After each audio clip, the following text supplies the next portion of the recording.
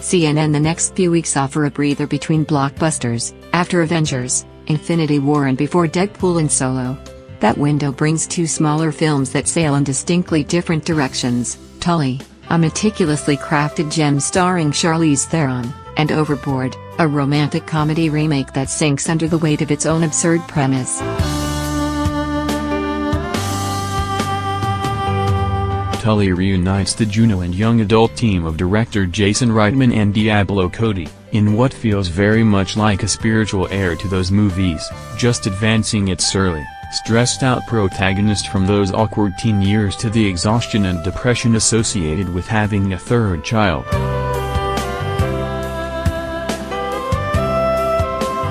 Theron delivers a knockout performance as Marlo, who is not only struggling with the demands on her time but the added concern that comes from having a child with a behavioral issue. They insist on referring to him as quirky and out of the box, which doesn't make the tantrums any easier to handle.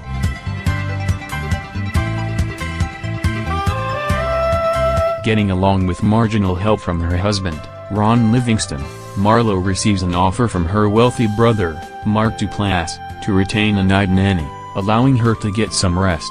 Resistant at first, she eventually relents, forging an unexpected bond with Tully, Halt and Catch Fire's Mackenzie Davis, a free-spirited 20-something who brings a bit of Mary Poppins-like wisdom into the household.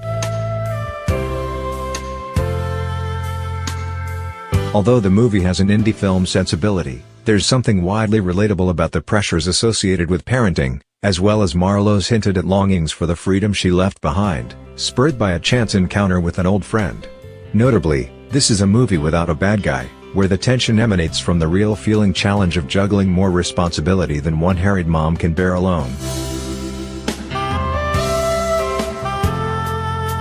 "I'm here to take care of you," Tully tells her, a line whose seductive power is magnified by just how at her wits' end Marlo feels. For those with an appetite for an early summer movie with heart, but no costumes, Tully will take care of them, too.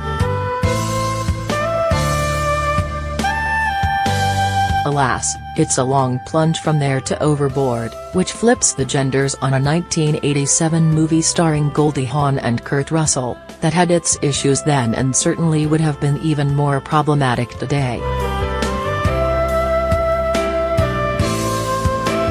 Anna Faris plays Kate, the widowed mom of 3 girls, who gets stiffed on a job by a Mexican billionaire playboy, Leonardo Eugenio Derbez, after she's been hired to clean his luxury yacht.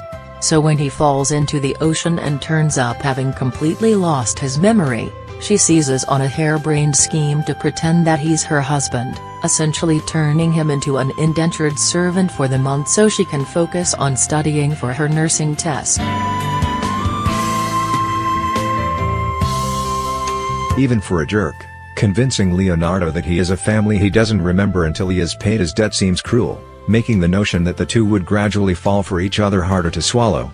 And while waiting for that to happen, all that's left, mostly, are a series of pratfalls, as the pampered heir, who has never worked a day in his life, tries to master a construction job and simple household chores.